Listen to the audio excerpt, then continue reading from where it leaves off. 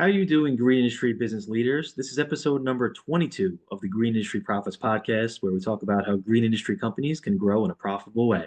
In today's episode, we had a conversation with James Reed, owner of affordablepatio.com. We dive into the importance of understanding business numbers, profitability, the balance between hardscape artistry and financial realities of a business, marketing, branding, effective time management, scaling locations into different states, and much more.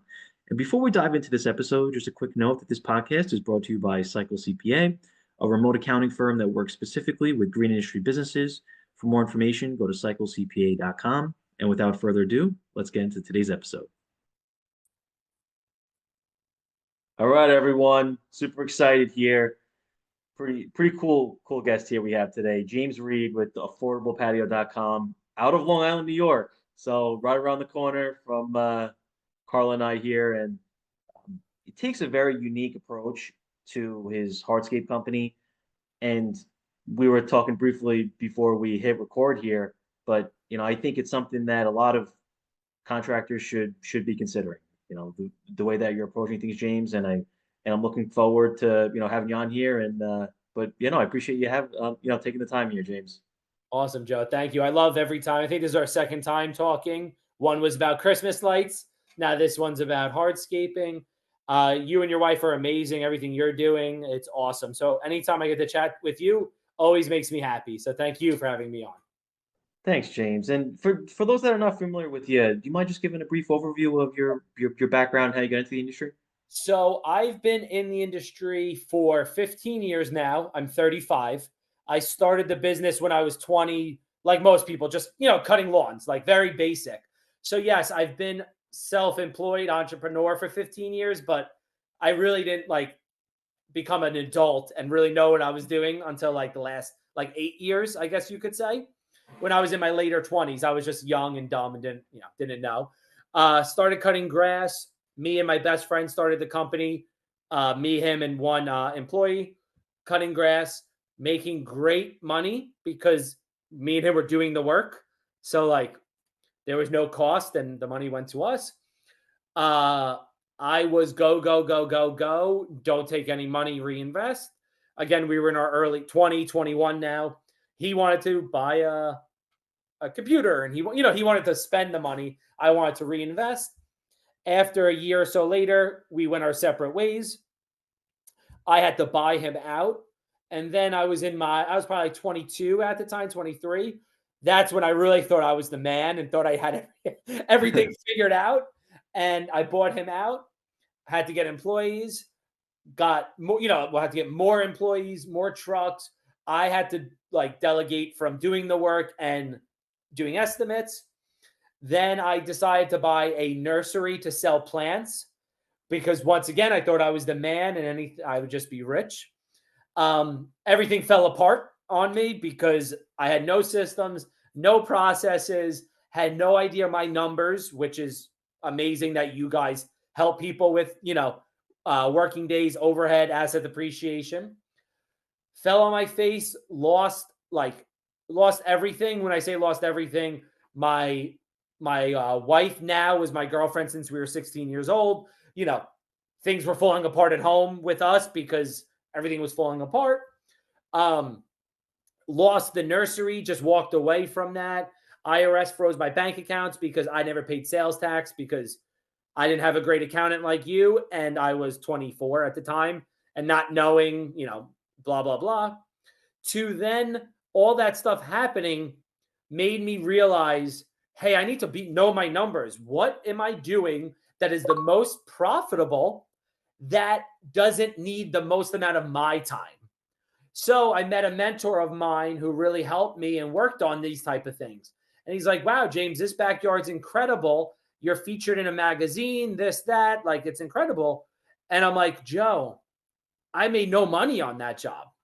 He's like, so then why are you doing it? And this is going to talk to a lot of people that are listening.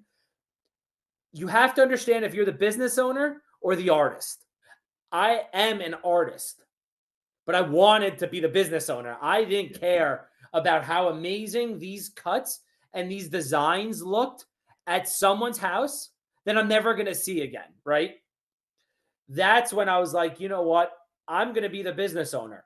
So then I figured out what's the most profitable, most efficient, and most scalable, duplicatable thing I could do without me. So then me and him are talking, and I'm like, oh, these jobs, these are 20 by 20s, 20 by 30s, like very simple things. He's like, oh, how's the profitability on that? I'm like, we make good profit. The things I like is I don't need to be there. It's a 20 by 20. I don't need to figure out that curvature and that rock and that plant and the way the light like cascades on it. He's like, okay, so you may make less on the smaller, easier jobs, but you could do more of them. I'm like, yeah. He's like, okay, so that's probably what you should do. Then it snowballed into, wait, if a job goes bad on that 20 by 20, you're done and you're on the next one. It's a quick flip, quick things, because you're not going to make money on everything. And I'm like, yeah. And when I do these big jobs and they go bad, I just lost a month. I can't recoup that. Where then I started like doing all these things and thinking of like, oh, wow, the cookie cutter, simpler, duplicatable version is probably better. I come from a lower middle class family. My parents never had a backyard like hardscape because they never thought they could afford it, right? This was many years ago now. I said, hey, mom, I could do a 15 by 20, a fire pit, and a sitting wall for $49.99. This was, whatever that was, 89 years ago. The first thing my mom said was, oh, wow, that's affordable. I could do that. And then that's where I created affordablepatio.com, because my parents thought you needed to be wealthy to have that patio. Where, yes, if you want inlays, double borders, curves, yes, you need to have significant income. But if you just want a cookie cutter backyard, a place for your family's best memories, well, then like we could do that. And that's how it all started with affordablepatio.com. So that's like a quick little overview without going into too much detail, which we could get into more, while we're going through it. No, thanks. Thanks, James. And so just to unpack some of this stuff here, now you had mentioned, I think some people in the industry are really enjoy kind of like the artistry and and that technical aspect of it. And then it's, kind of thinking, okay, yeah, you made that beautiful project in the backyard, but your profits were actually really nothing at the end of the day. Oh, yeah. Why do you think most contractors maybe don't take that same approach right out of the gate? Or, even I know you've even spoken with a lot of contractors throughout the country, I guess. What are your thoughts on that? So why they don't say, hey, that job looks good, but I make Yeah, no money. Why do I keep doing it? yeah. So a couple of reasons. One, uh, shiny syndrome, object syndrome, where they just say 100 grand job. Like, look at this. This is great. They also think they don't know their overhead, meaning the amount of working days they actually work divided by their overhead, where they think they're making money, but on let's say you have a small company, and Joe, you know better than me, but with all the guys I've worked with all the companies I own, your overhead, I've never met a company that's overhead was less than $500 a day. I've never met a company that operates like that. Fuel, overhead, insurances, office help, like anyone, a guy with a truck that does it himself, okay, maybe. Even at that point, I've never met really one under 500. Well, if you're at that job for 20 working days, you have to get, what is that, $10,000 in overhead. They're never subtracting that overhead. So they think they're making, oh no, 100 grand job, I make 20, 30 grand. Okay, let's minus that 10 grand overhead. Now you're at 10 or 20 grand. Oh, you miscalculated the brick in this? Now you're at 5 grand or 15, depending on the ratio. They never have broken down their numbers and said, oh man, I don't make as much as I thought. The reason I say that, Joe, is because no one ever has enough in their bank account. And you know better than anyone. Hey, Joe, how do I make 20 grand, 200 grand this year? I have no money in my bank account. Is because you didn't make 200 grand. You thought you made 200. You spent like you made 200. But after everything, like a flat top, maintenance, brakes, oil changes, registering trucks, and doing inspection, like all the things that add up, it goes to your bottom line. That's why you have nothing left. Yeah. That's my opinion on why guys do that. And a lot of people nowadays are just so in love with looking great on social and what people think they're doing, not versus what they're really doing. So that's just my perspective on why I took the jump in this different direction because of my what I told you earlier. I was at rock bottom. It didn't matter. So Yeah. guys are really scared to switch over sometimes Yeah. because of that. Yeah. And even if you're even if you specialize in some of that more detailed work and customized work, there's nothing wrong with it as long as you're profitable with it and you're able to then, utilize those funds to just continue growing or continue just to sustain your operation. So, but I would say that it's definitely, having it more simplified and systematic, like your company, James, makes it, a lot easier. Um, and so what does your customer look like? Like what is your target market right now? So my client market, depending on so people don't know, we're in four different locations. So we have branches all over like the East Coast right now. Well, only all over four on the East Coast of the United States right now. Every year moving forward, we'll probably open up another two or three a year. Um, our target market is usually 35 to 65, middle class people that usually are, making a family household income of like 200 to 250. And that's what we're talking about, the big elaborate jobs. You need to be making 3 to 500,000, where how many people are making 3 to 500,000 a year in Yeah. income, right? So knowing that people that aren't looking to do anything elaborate, meaning like they just want a place to hang out, their family's best memory, they have grass, and they understand they don't need all this inlays and all this crazy stuff and design, because Joe's daughter's third birthday is going to be the same birthday if it is crazy marble or pavers. So, kind of just understanding that and then getting across to the clients that with our transparency, where you could build and price on our website, Yeah. and our professionalism and our customer education, which is also on our website, is people that enjoy that. We're not the least expensive on the estimates. I always use this analogy to a lot of people because customers would be like, oh my God, you were double the price than anyone else. We do upwards of 600 patios a year, nationwide. If Joe walked in the room with three third graders, Joe's the smartest guy in the room. If Joe walked in the room with Elon Musk, Jeff Bezos, and Bill Gates, he's the dumbest in the room. So I don't know who my competition is that I'm showing up with. I could easily be the most expensive. I could easily be the least expensive. I know my numbers, so I don't care what anyone else is. So when I explain that to a lot of people, like, oh, I never thought of that. Like, yeah, if you keep shopping around your cheapest guy, you'll find someone cheaper. There's someone that will mess up on the estimate, forget something, forget to put another zero. Like, there's things that happen. The biggest thing that we express to our clients is, do you want to work on your patio job? They're like, what do you mean? Do you want to have to do anything with your pavers? Do you want to have to think about it? Do you want to get frustrated? Do you want to have to order brick? Do you want to have to deal with them showing up and not showing up? If you want to work on your own project, yes, go with the cheapest guy. If you want to live your life and not have to worry about anything, you go with us. It's up to you. You could go to a Yeah. restaurant and have someone cook your food and you sit there and they deliver it to your plate and wash it and clean it. Or you could cook your own food. It doesn't matter to me. You have to know what you want. And I'm Yeah. very good at these analogies that people then really grasp what I'm saying. Like, yeah, you cook your own burger or you go to a burger place. You're not comparing apples to apples. Yeah. No, that totally makes sense. And the one point that you brought up is just so incredibly crucial.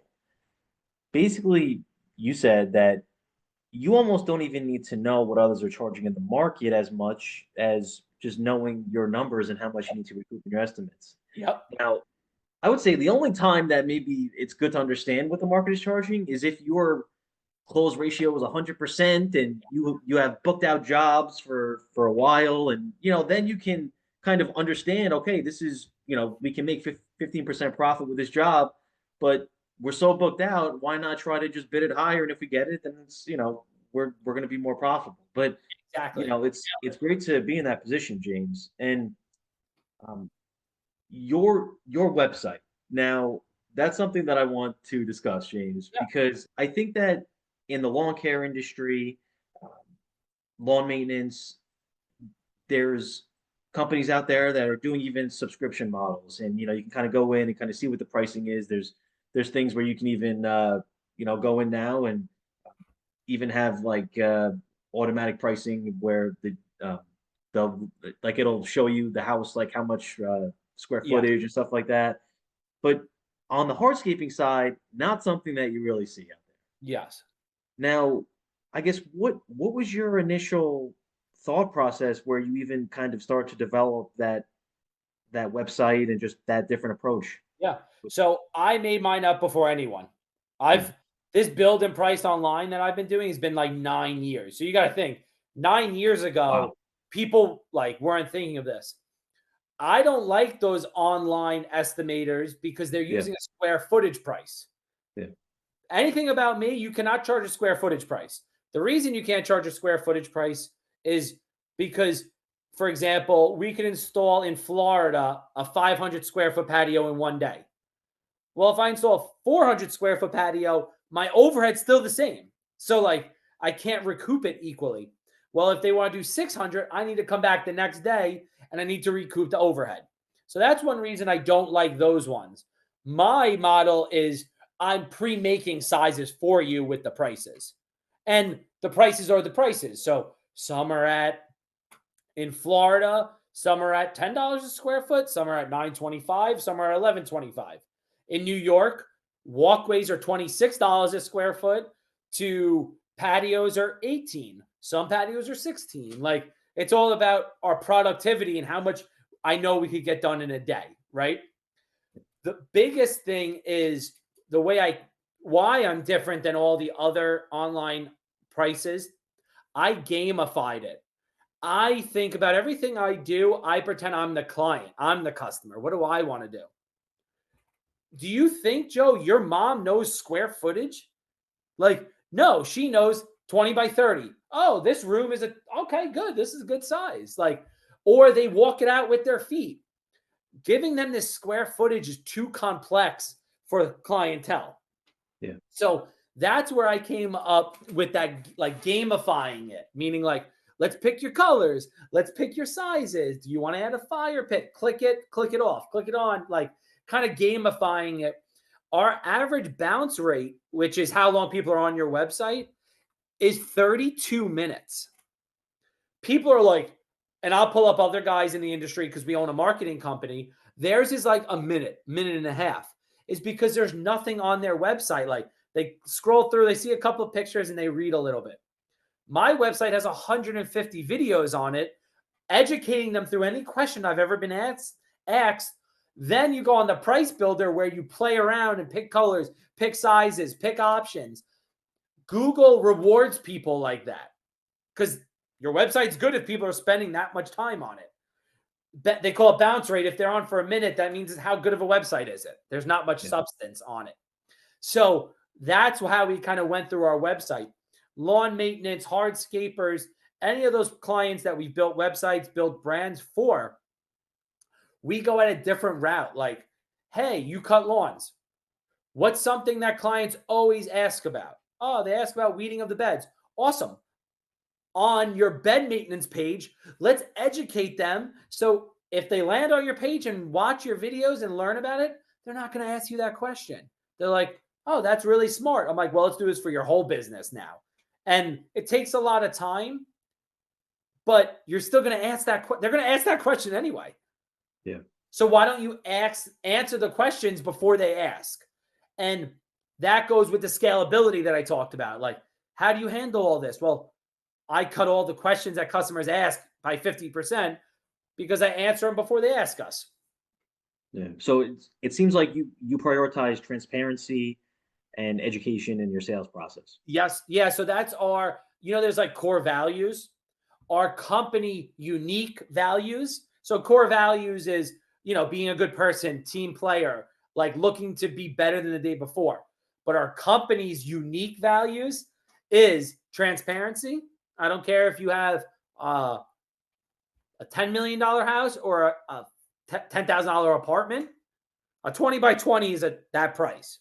Yeah. Customer education.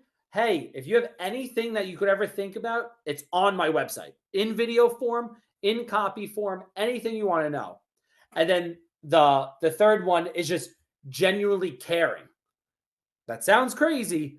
Guys don't show up on estimates. Guys don't call people back. Like, guys, like, if a customer is like wants something, they're like, oh my God, what? That's not like, we just do it. Just keep it Yeah. moving. Like, let's make this customer happy so we can get a referral. Yeah. So that's why those are uniqueness. So everything we do, Joe, has to do with that. We show up with a brochure and leave it for the customer. I don't just leave a brochure. I go over every page with the brochure. Hey, this is how we install. This is efflorescence. These are polysand issues. This is what the concrete edge. I'm not sure if you know this. On pavers, you do a concrete edge. Some clients, the dirt, it sticks out of the dirt. Oh, Sure. what is this? I haven't got a concrete edge question in years because I educated them on it before. The other thing that clients like is if other guys show up for estimates, they're like, oh, wow, I know everything about my job because James or Joe or Ethan or Gio told me everything. Where when Mark showed up, all he did was tell me a price. I don't even know what's going to go on. So everything we do, customer education, transparency, and just genuinely caring about their experience. Yeah. And I think that like this is a perfect example, James, of sometimes there's people in the industry that kind of box themselves in and think that they can only charge a certain amount for their jobs and Yep. trying to figure out, okay, how can they build a competitive advantage or how can they separate themselves from the crowd? I think what you just spoke about the past couple minutes is exactly something that people can take away. So Exactly. um, I always use an example, Joe. If how about this? I'm going to do this example with you.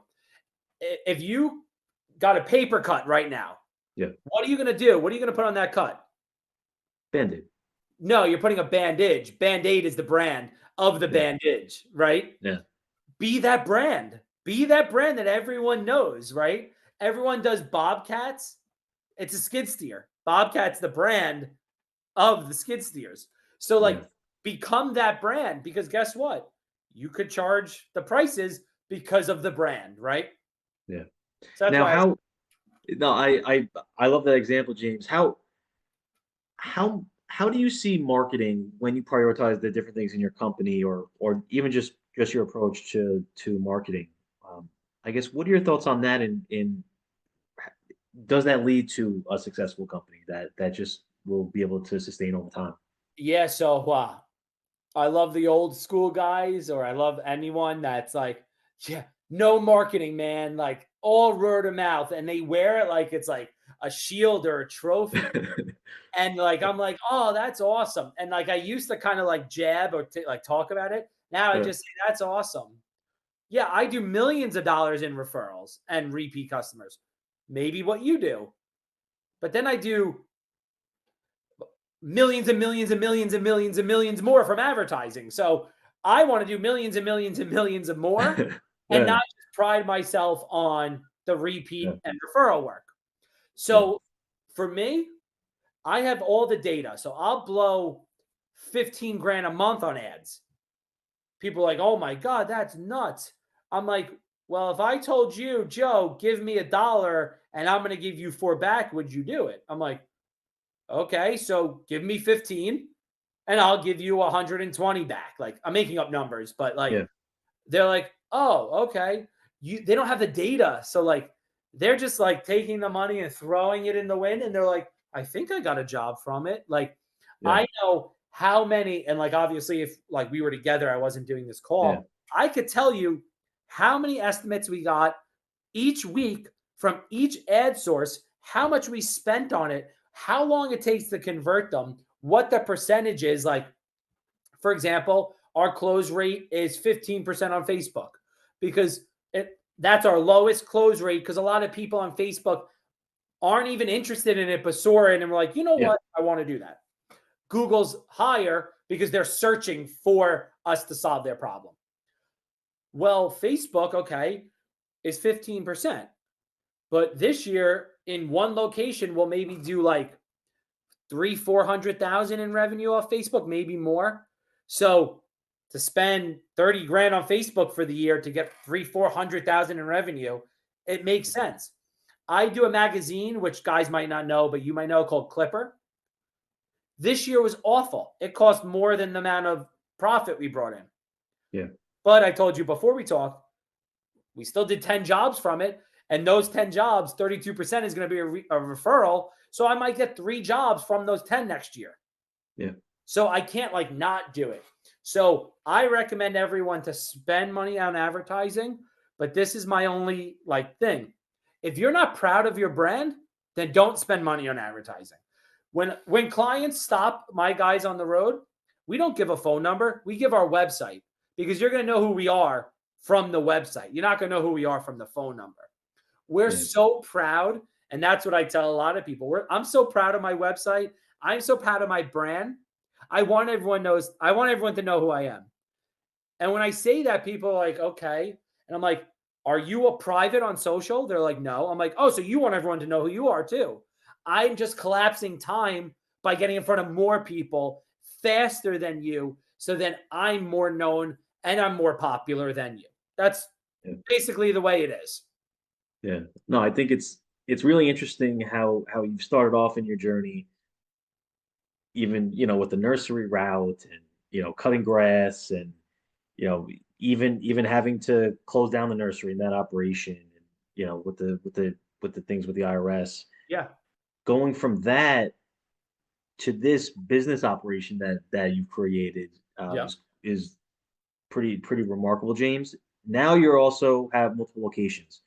Where are your locations? I know you got one on Long Island, Florida. So we have 2 on Long Island, one Yeah. Nassau County, one Suffolk County.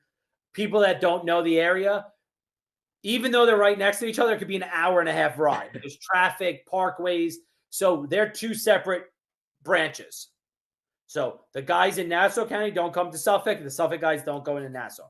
Yeah, Then I have one in New Hampshire and then one in Florida. that's awesome. So there's our 4 right now. And then we're only focusing down south then. Our future ones are going to be in the Carolinas and Texas and expanding on Florida like crazy. Yeah. Now, um, and I know, even based off of just the pre-call, you mentioned pretty remarkable success down in Florida, even in just the first year. You Yeah. mind just sharing some things that maybe were the reason for that? Yeah. So obviously, Florida's a different animal than I've ever seen. And when I say it's a different animal, Long Island is so different. It's such a bubble that anything I'm doing, other people are doing. Where in Florida, no one was doing it. So it was so easy because New York and especially Long Island is just, it's Very so competitive. built. Yeah. Everyone has lettering on their trucks. Everyone wears uniforms. Everyone has a website. Not everyone has office help. Florida, no one has any of that. So no one has a brand. No one has anything in Florida. So very, very easy for us to do really well down there so quick. The other thing is what I told you before. Okay, we opened up January 1st, 2024. What we did was January 1st. So we started really December doing some estimates, but like actually doing jobs and real estimates was January 1st. We came in hard. So any of these guys that are in their first year, second year of business, third year of business, the reason I did so well in all these new locations is because I I start day one like it's my 10th year in business. I think our first month ad spent was maybe 8-9 grand. So we came in hard. Yard signs, EDDM, Facebook, Google, trucks, Facebook groups, like hard. It's different because I have the money and the team behind us to do it. Yeah. I have no problem, and this is going to really resonate a lot to your landscaping guys. Why would I be scared to spend 5 or 6 grand when guys' lawnmowers are $12,000? The only way you're going to get that lawnmower working is to get calls coming in. So my thought was, okay, I'm going to come in hard. It's 8 grand a month, 16 grand for 2 months, 24,000 for 3 months. I'm like, what do I have to lose? 24,000? Like, there's no way I'm not going to get one job. So I'm like, what am I really going to lose? But within that first month or two, you get enough traction that like you kind of knew what you were going to do, right? Yeah. So that's how I started and how we're able to grow so quickly is, yes, it's year one, but technically year 10, right? Do you have kids yet, Joe, or no? Yeah. One. Okay, you have one. How old? She's 7 months. Awesome. Okay. When you have your second one, those first 7 months are going to be so much easier because you've already done it, Yeah. right? Yeah. So your example is a little bad because they're so new. Congrats on that. Nice. But like people that have like a 10-year-old, if you ask for advice, they'll be like, oh, Joe, it's easy, bro. Because they've done it. They've been there. So Yeah. that's how it is with me, where like I look at our numbers, what's coming in, what's our click-through rate, what's this. So I'm not just like making it up. I'm like, okay, I spent $400 on Facebook and I got 4 leads, $100 in estimate. I know my close rate is 20%. Like, it's very easy when you break it down that way. The problem is a lot of the guys in our industry are doing the work and they don't have time to look at the basic numbers. Yeah. Right? How can they get time? How could they make time? So, how do they make time? One, a lot of them are so scared of giving up, the reins to other people. People are all, so this is my famous saying. I've already told you it once before. You lose it now or you lose it later. You're going to lose it no matter what. So pick it. Lose it now, meaning, okay, I'm going to leave Joe on this job. We won't do it as efficient if I was there. We're going to lose a little bit of money, but he'll learn, he'll get better, and I can work on the future stuff. Or you stay with Joe the whole time, you make more money, and then you're on every job forever because you never stepped away. Yeah. I am okay with losing the money now for the, and gain it in the future. So one of my skills versus my wife who helps run the company and my brother-in-law that helps run the company, they don't know how to delegate because they're like, oh, I'm so much faster if I do it. Yeah. But that person will never get as fast as you if you're always doing it. And the only problem is you're also faster at 5 other things. So you're neglecting 4 for the 1, right? So how to get time. That's a good point. That's right? A good point. And how to get time is looking at, so this is crazy thinking. Don't look at what you could do to help grow your business. Look who could help you free up your calendar. When you free up your calendar, Joe, you or your wife are the most valuable asset. If you saved an hour every day and you could do that hour on working on your business, your return is going to be so much bigger. So for lawn maintenance guys, it's way easier to find someone to learn how to cut the lawn than it is to have someone go and grow your business. So, okay, what takes up a lot of time? Oh, you know what? Sending out invoices, right? Awesome. Have someone send out just invoices, pay a service, hire someone, get someone overseas. That hour of that week of invoicing frees up that calendar. But now when you free up your calendar, don't free it up like I'm going to go sit on the couch. In that hour, I want to see how many calls, where the calls came from, and how much I spent on ads. I'm just using that as an example. So It's a Buy Back Your Time is a book. And that's what they teach you. Like, buy back your time doesn't mean you're going to sit on the couch. It means you buy back your time for that hour. What are you going to do for that hour, Yeah. to speed up the process? Yeah. No, those are great points, James. It's a good way to get started with that, Yeah. especially to those that are trying to handle everything. And so you had mentioned Texas, the Carolinas, Florida. It sounds like areas that have that growth Yes. coming, right? Which probably is another thing that really helps, in those markets. Yes. So the reason we're picking that markets is up in the north, we're seasonal. Yeah. So it sucks only making revenue for for 9 months. Yeah. The down south is all year. So it's easier to do bigger revenue when you have 12 months instead of Yeah. 9 months. Yeah. The second thing is here in the Northeast, like especially on Long Island, my parents, like I said, never had money, but Yeah. they had a deck. The deck was there. It was good enough for them. It was okay. Would they entertain on it? I don't know, but they had something. Yeah. In these areas like Texas that are all getting developed, Florida that's getting developed, Carolina's getting developed, they have nothing because the builder doesn't give them anything. So Yeah. it's easier for us to grow there because everyone has zero. Where, Wow. Joe, you may have a concrete patio that's kind of ugly and shitty, but you don't have the money to do a new one, but you have something, right? Yeah. You and your 7-month-old can hang out on it. Yeah.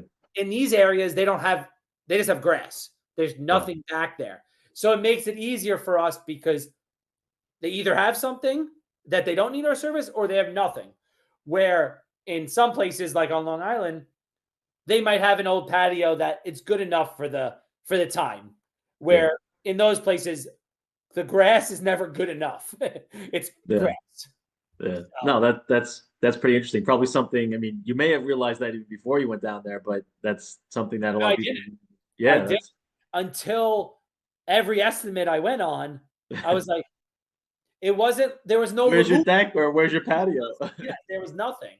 So then I started realizing it like, oh yeah, all these houses are only 8 years old. Like Yeah. they they didn't come with anything.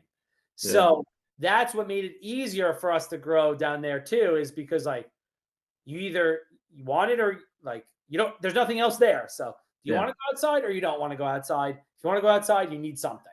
Yeah. Very interesting, James.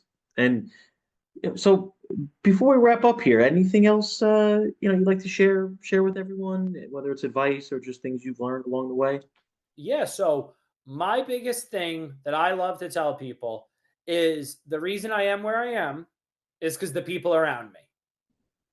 Be an amazing leader and make sure your dream is so big that other people's dreams could fit inside. The reason I say that is, Joe, you're amazing. How am I going to get Joe to leave his job, even your business? There's a chance that I might be able, Joe, to get you to leave your company to come to mine because you're like, wow, this is going to be $100 million company. I'd rather be a part of that than being my little company, right? Yeah. The reason I say that is I have all stars, rock stars around me. And everyone's like, man, if I had a Geo, if I had a Joe, if I had an Ethan, if I had a Christina, if I had an Evo, my company would be huge. Yeah. So then why don't you get them? Oh, I don't know. Your dream's not big enough that you're not Yeah. going to get a rock star. They don't want to make 50 grand, 60 grand. They want to make 100. They want to make 200. They want to have the chance of being rich. So Yeah. like why I have all these amazing people is my dream is to do $100 million in revenue a year. Well, hey, if we're going to do that, there's plenty of revenue to go around for everyone that we can all be successful. The biggest saying is number 30 at Facebook still makes $10 million a year. Like, and really letting them know, like, hey, like, you could be a part of all this. And that's how, like, why we're growing. Cause it's like, yeah, James, like, let's do this. And like, cool. Like, I'm show you the numbers. We're going to do this together. We're going to grow together. We're going to make money together. Systems, the processes. And what I do is just collapse time. Like, what will take, you deal with a lot of guys. So let's make this up just so a good example for your listeners. You take 100 of your clients, right, that you have, a random 100, you pull them out. How many of them are doing more than what I did my first year in just one location? 25%, 30%.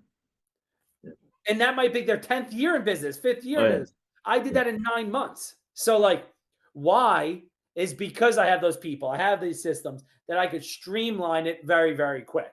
So Yeah. that's like the biggest recommendation. Dream bigger and let the guy know. Let the guys know if you're in lawn maintenance, hey, Carlos, I want to have 10 trucks and I want you to be able to manage 3 of them. So after you get really great at cutting the lawns, goes back to what I said earlier about lose it now or lose it later. Hire another person, have Carlos train that guy to cut his lawn and make him be as a supervisor to them. Oh, that's going to cut into my profits. Yeah, cut into your profits now, but then you're going to be able to do double the amount in the future. So that's my big thing.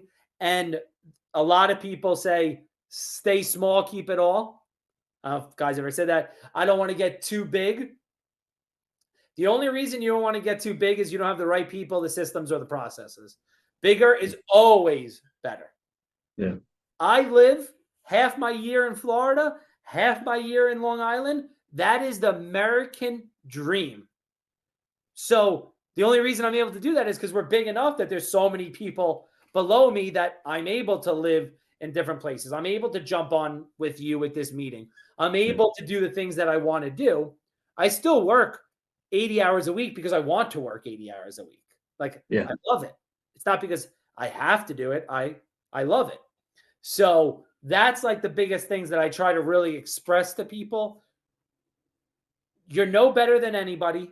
I'm no better than anyone else. I can learn from anyone. Someone could teach you one trick. Do it, but don't ask for advice if you're not willing to implement it. You're just wasting your time and their time. Yeah. And I guess going off that, what is the best way people can reach out to you if they have questions? Yeah, so they could DM me on social. Road to 100 MS. So again, going back to what I said earlier, my goal is to build a $100 million company. Maybe I'll do it, maybe I won't, but at least I'm documenting the journey and what we're doing and this and that on there.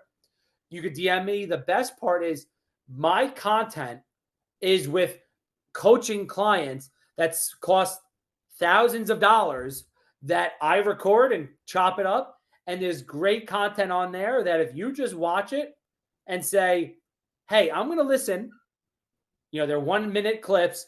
I'm going to spend in 1 week 60 minutes and listen to 60 things, write it down. I am telling you, money back guarantee, because it costs nothing to do that. Your business will grow because the advice that I'm giving is what helped me grow. Like, it's out there. People just don't want to put the work in. Yeah. Right? The Like, implementation. that's it. Like, it's out there. There's amazing guys on social that are giving all their tips, all their ideas, all their things. Like, it's out there. Go on my page. Look at all the things. Like, I don't care if you do or don't. Like, I'm doing it to help people. Like, it's there. And they Yeah. can DM me. I help what I can with questions and stuff. With the reason is I'm just so busy that Yeah. I answer the question, but sometimes they want to get deeper and it's just like, I don't have too much time and this not. But Yeah. over the winter months, I enjoy helping people, but they could hit me up on Instagram, road to 100 MS. They could go on affordablepatio.com, check that stuff out. Whatever it is, I'm here to give info and just help them and show them what I've done. Very cool, James. Well, listen, thank you so much for joining me here. I got a page full of notes, Yeah. and it's a lot of golden nuggets here for anyone that's looking to grow their company. Anybody. So Yeah. thank you very much, James. And yeah, hope to see you soon. All right. Joe, you're the man. I appreciate it. Tell your wife I said hello and congrats on the child. That's amazing. And anything you need, again, I'm here to help you guys and I enjoy it. And thank you for having me on. Thanks, James.